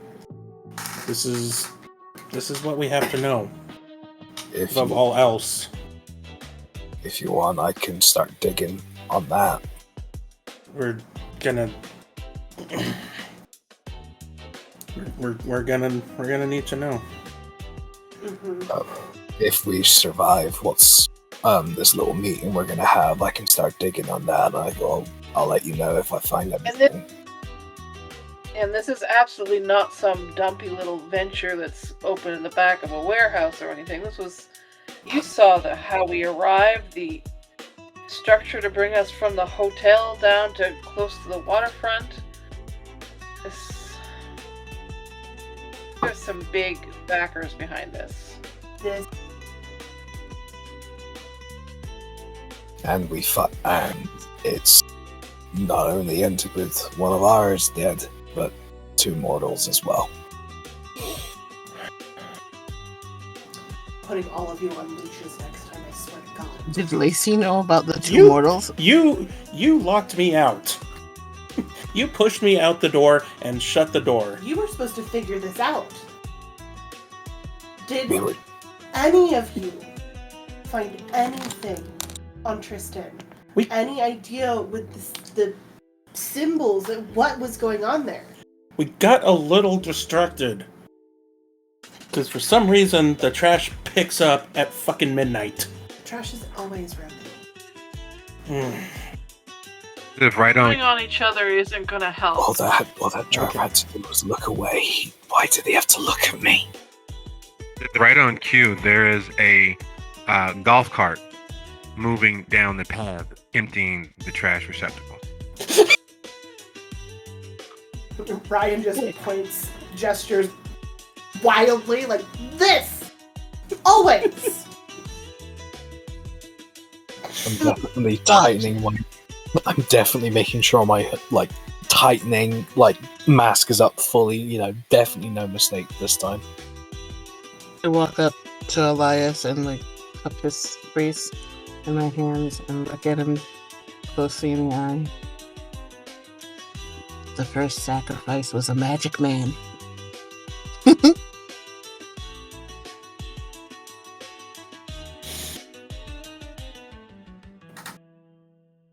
The fact that people, though, were watching this event from the outside and not part of it means we may have allies, even though they hold a debt over us. There's opportunities to perhaps end up with the side that wins in all this, because at Juice Shop, even if nothing had gone wrong last night, the setup is just asking for it. Mm-hmm.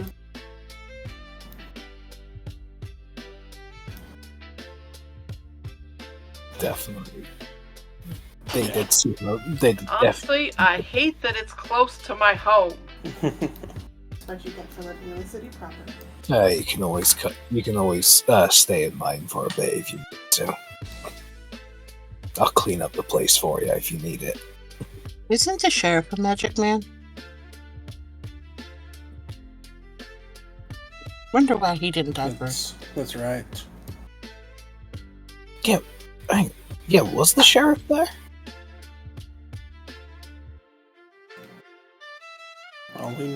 All we know about is the former seneschal. Why is she the former seneschal anyway? No, I'd rather not ask her that in case it's a touchy subject. We're already in enough shit. as it I'm not saying the goddamn word. It's worth thinking about, though, because if she's interested in finding her way back into that position or somewhere higher, she has a use for us. When do we have to meet her anyways? There was something else. There's another massive thing that we should probably bring up. Why the hell was his blood glowing neon? Makes me think some kind of blood sorcery. Gotta be. Let's say I sure as shit can't do anything like that. I don't know much about the magic. And the Look. question is, Look, I know I what's was. been bugging me is what if it was just chance that he ended up being hit by it? Because what if he went out this door and it went after whoever walked out first? He does have a tendency to wander off. Does anyone? No. Lacey, do you know anything about any sort of abilities or things that can make blood glow like that?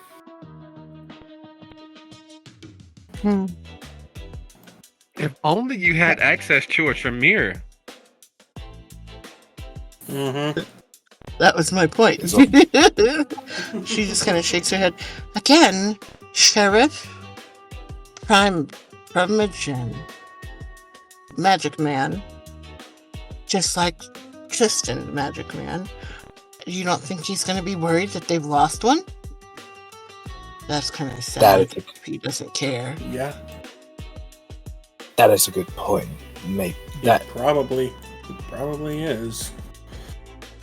Did anyone talk with Tristan? Also, I didn't get a chance to.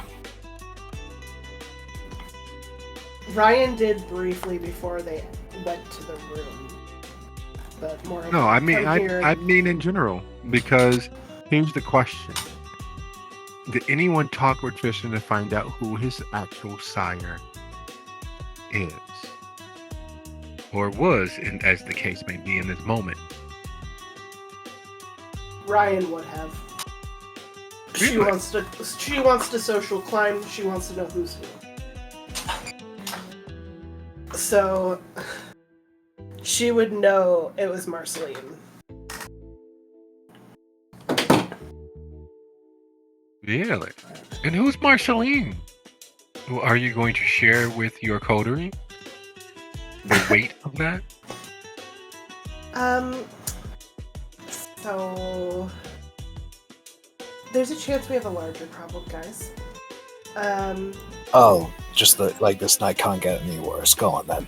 Mm-hmm. Someone needs to get in contact with Tristan's sire, Marceline. Well, you seem to know him best. Him? No, That sounds like a girl's. That sounds kind of feminine for a guy. Them. Oh. Okay. Sorry. I didn't.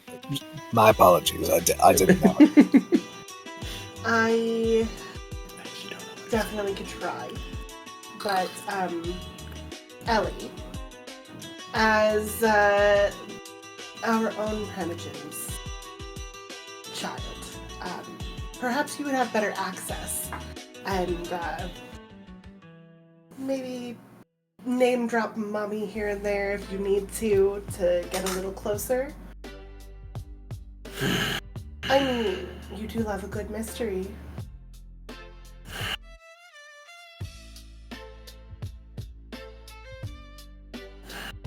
as much as I dislike bringing the sheriff's attention down on myself, we maybe need to speak to them as well. It's not a good look if one of theirs dies amongst us. No. Especially if all we have is we saw an anarch run into the alley. It's an angle we can play because we don't know what happened. We're not faking that. Does anyone recall the symbols? If someone can like redraw them or something, we can perhaps show it to them as well. Maybe they'll have a better idea what sigils were used. I mean, you're an artsy sort. You any good at drawing? I can paint. I can try to recreate them. Something tells me they might need something more precise. I don't know. Yeah. I don't know how they do their thing, but something tells me similar symbols mean different things. But I guess if we give them a rough draft, they might have some idea. It's that starting Better point than that we nothing. have. Yeah. We can also ask them about the glowing blood, what the sigils mean, if it's important, or if there's something bigger at play here. Because I'm in agreement with Sonia here that there was definitely something up with whatever the hell was going on in there. I mean, considering they seem to be hosting it as well, especially because it's their magic that made it that we can drink that liquor, right? I believe so. Because They're rather tight-lipped with it all. that's it. Because I know from experience, you can't drink the normal stuff. I mean, we're talking about. Apparently, there are methods of changing the pigment in the drinks, and the blood we found had an unusual pigment. Honestly, if it wasn't for the smell, I would have thought that it was rave paint or something. Plenty of it at the clubs around town. There wasn't any UV lights in that alley. I would have noticed that. Definitely. On top of it, if people were watching the area the whole time this event is running, they may be able to give us names of people who left the area that may have been Kristen's killer. Yeah. I think Maybe It they'll was like, know. who left the alley before the Anarch did?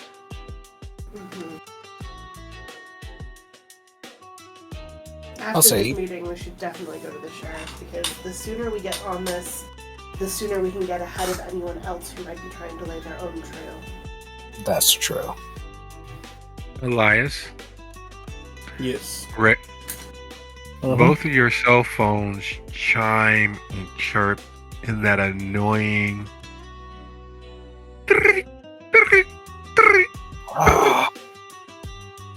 I'm like not even. I'd like flick out my phone and have a look, see what it is, like mid conversation. Same.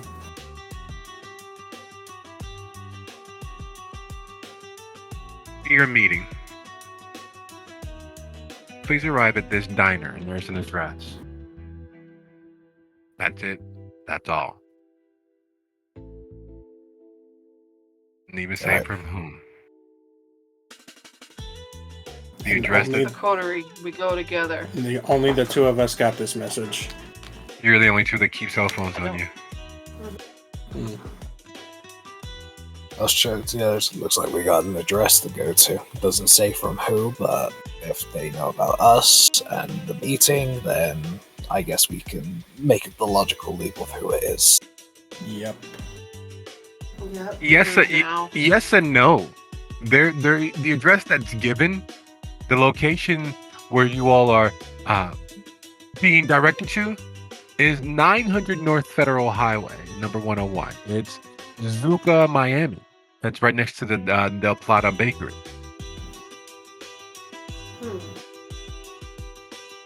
Or maybe not. It seems a bit far. Well, we're not separating again, because that went swimmingly last time. It was your idea. You guys did great. Come on. Is there a number on the? Is there a number attached to it, or is it just another number? You know, the funny thing is, you can swear that there always is, but now there's not even an unregistered number sitting there. It's literally just a text.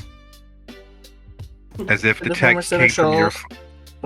Originally give them a place to meet. Yes, you guys are supposed to be meeting Evelyn at the VCA Hollywood Animal Hospital, just off of Hollywood, and right next to the dispensary there. Were we given a time to meet her there? Yeah, you guys have 26 and a half minutes to get there. It should take you 15 minutes to drive in the worst traffic. So you're pretty confident that you guys have more than enough time left. Is there some way I can try and like, I don't know, they like go into use my knowledge of tech to maybe try and recover the number, even if it seems to have been deleted by itself? Yes. However, you need focused time.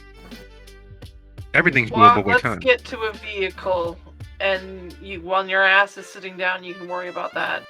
That was going to be my suggestion as well. We know where we are initially supposed to go, so that would be a good idea. And while we're traveling there, could I fiddle about trying to backtrace that number to try and see if anyone recognizes it, or maybe even Yes. call? Yes. Who's driving there? Or are you guys taking separate vehicles? Five of us can fit into one car. If It looks like Elias is driving us. if everyone can fit in my car, I guess I'm driving. I will sit in the. Scoot in the back. When I will sit in. I will sit in the middle seat. No, you're not, because you don't want to sit next to me with electronics. Yeah. So Maya, you can ride shotgun. Sounds good. Yes. No, I am not sitting in the back with him. No offense. Ryan, suck it up. Fine. Would you rather him have the window seat? Point. Fine. Look, if it makes you any better, I won't look in your direction. How about that? That does help. Thank you. You'll whisper it. You'll kind of whisper in his breath, like that's a bit of sarcasm, but I guess so. It's like, okay, you weren't. It's like that. That was a rhetorical question or a rhetorical statement, but sure, I guess. Lacey, you're not going to be too disturbed with me sitting in the middle between you lot, are you? I know I'm not the prettiest to look at, but still. No, silly. So I know I'm not the prettiest, but anyway. So it looks like I'm the one that's gonna have to see his face every time I look in the frickin' rear view mirror. It's a whole lot of whining and not enough moving. I'm already. We get in the car. I'll sit in the middle seat and immediately start. You'll see that I'm immediately got my phone back out and I'm starting to fiddle with something. Just keep your nose or whatever's left of it buried in the phone, please. I will do my best. So, Elias, just a question. How new is your vehicle? Oh Are no. you driving a classic car? A muscle vehicle from the late 60s, 70s, or even 80s? Probably not. It's always a good thing. Would you be so kind as to, first things first, Samaya, would you roll your composure plus stamina versus your bane plus 2? Alright, so that'd be 4, I believe. I'm gonna be like a child, just fiddling with my phone while the adults are talking.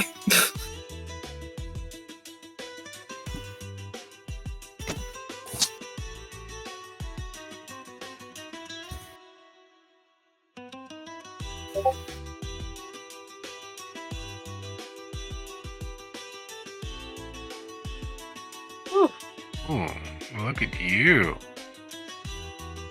The thing that most people fail to realize, when we say most people, that means most kindred fail to realize, is that oblivion is a force of the universe. Everyone believes, most humans believe, most kindred believe that life and death are the opposite faces of a coin. Most people believe that there's a line, like you stop living and then you die. that there is a distinct difference between the two. That death is the opposite of life, and life is the opposite of death. That is in fact not true. Life and death are part of the same spectrum. They are part of the same ecosystem. They are, in fact, in essence, part of the same line segment that the living and the unliving exist on. It is a spectrum of the same thing, which is a thin overlay for what oblivion is. Oblivion is not just the essence of death that the Hekata serve. Oblivion is not just the essence of eternal darkness that some of the more religious members of the Keepers serve. Oblivion is the antithesis to that spectrum of life and death. It is the antithesis, it is the true opposite of life and death. It is the absence of all things. It's the reason why fire and light cause such obliterative damage to those who have been possessed of it, because fire and light are the spirit of human technology.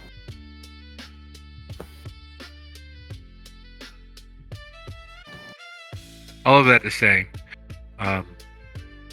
Elias, would you be so kind that when you have the opportunity to roll your resolve plus drive versus Samaya's roll -1. So if you tie her outcome, yes, -1 to her total outcome, because she is literally holding the essence of the opposite of everything that exists within her being. Her vitae inexorably, inextricably linked to oblivion. She is an embodiment, a servant, and a harbinger of the end of all things. And she's holding it at bay. It's one of those situations where you know someone has to use the restroom, but they get busy doing several other things, and so that there's their small pensiveness in their actions behind their thoughts with them not focusing on it. She is holding up all of the absence of everything when she steps into the vehicle. She's keeping it under wraps. Lacey, being as you are inextricably linked to that otherness, being as you and your blood can see things, even if you don't have the gift of often expressing it, you see what Samaya is doing. She has both hands, both arms, legs, and the entirety of her being holding back the flood.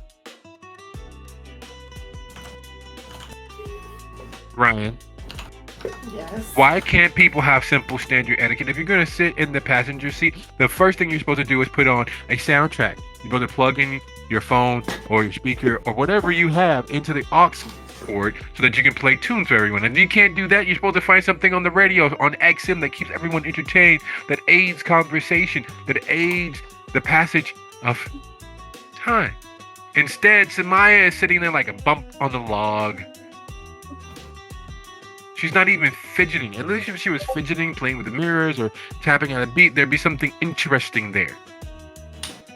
Instead, she is sitting there stiff.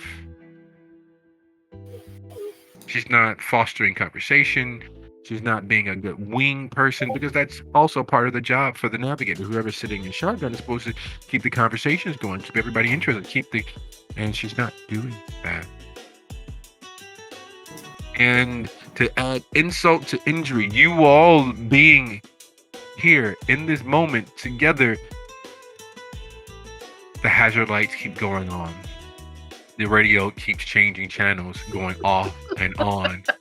The rear view mirror, because it has a back-up camera, a rear-facing camera in it when you slip into reverse, keeps popping up, showing you the car behind you all.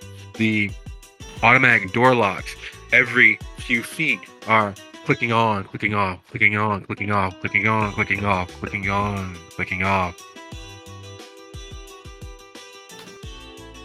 The center console the screen keeps changing the map. You're not sure why it's showing Shaochu, China, but it is showing that's where you are. And then you are in Stalingrad. You are suddenly now in Dusseldorf. You're suddenly now in Belize. The map is just all over the map, locating where you all are in the world and positioning you based on the satellites. Yet, according to it, you're nowhere near Hollywood, Florida. You're nowhere near where you're going.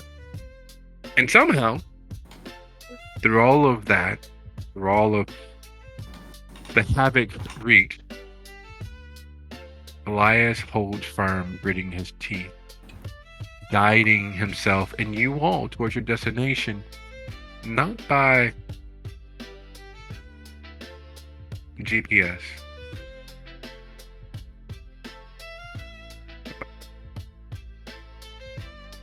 Elias manages to grit through the constantly on issue electronic system of the vehicle. Even when it begins to auto stop as you all hit red lights and green lights and yellow lights, he manages to keep you all on course. It is a fate of miraculous stamina that he's able to fight through and get you all there in one piece. I would like to say As during you the all- whole thing of that, there's the undercurrent of Lacey humming the Flintstones theme song while caressing the outline of Samaya's Oblivion.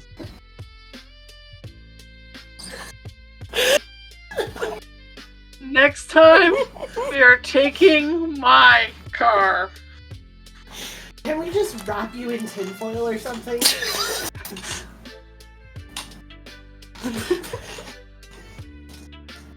And Rick, what is the half of your wits plus technology? That would be 2.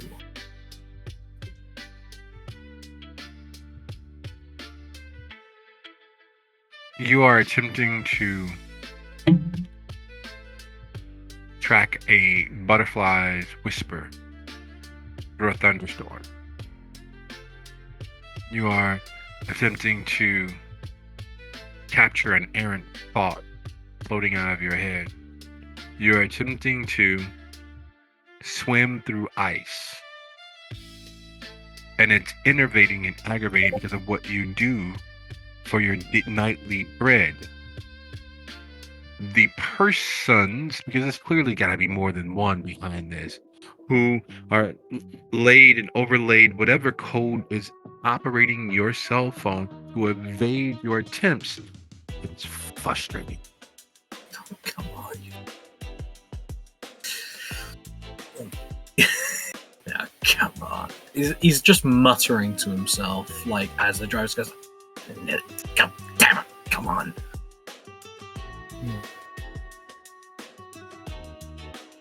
And like a dream forgotten, and remember that the worst moment in the middle of your afternoon tea or coffee at 3 o'clock, sugar crash, you all are suddenly here. Now, most veterinarian places, especially modern times, are simple boxes, blocky. They're not designed to attract attention. They blend into the background.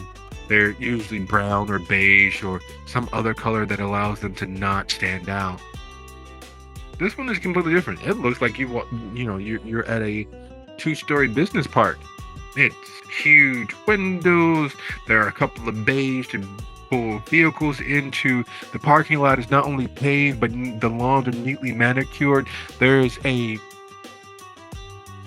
1/8 of a mile dog run for outside play.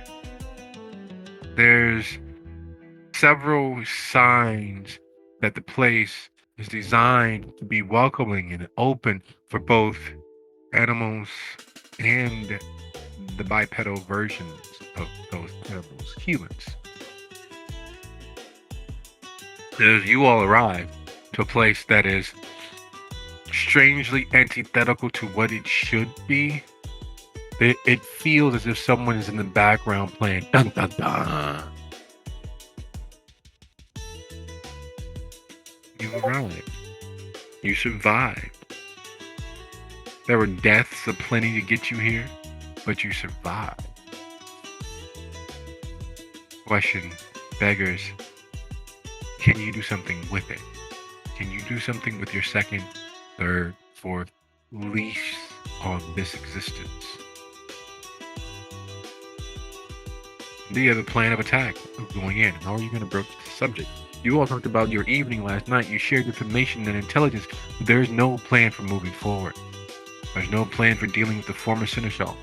There's no plan presently in front of you all for how to deal with what may be in the offing. Just suggestions. Just hypotheses. Just hinted at notions. And with that sitting there before us, the most prevalent, and I thank you all for a lovely episode. See you guys next time. Good night, everybody. Good night. Thank you. Thank you. Right. Thank you.